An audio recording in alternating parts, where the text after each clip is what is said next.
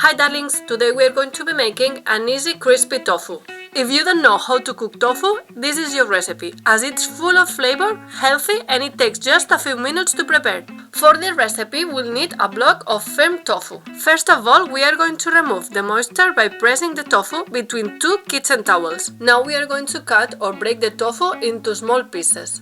I prefer to break it as you'll get more edges, which will help to absorb more flavor from the marinade. And once you have the tofu ready, set aside. Now we are going to make the marinade. Start by adding 3 tablespoons of olive oil in a jar. Add also 3 tablespoons of soya sauce. Our next ingredient is 2 tablespoons of agave syrup. You can also use maple syrup instead.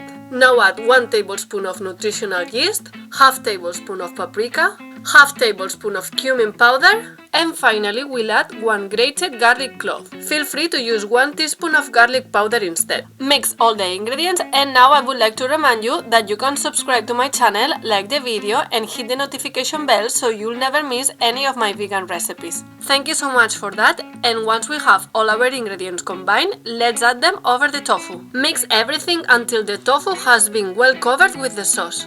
You can cook it directly, but for an extra flavor, let it marinate for a few hours. Okay, now we are going to cook it.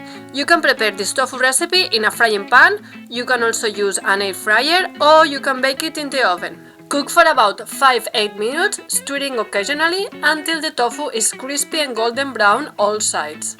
I love to have it with some brown rice, but you can also eat it with some noodles or naan bread. You can also add or change the spices of the recipe to your liking. Some examples would be chili powder, curry powder, or any other spicy you like. And there you have it, a delicious crispy tofu recipe that I hope you enjoy. Thanks for watching, and I'll see you in the next one.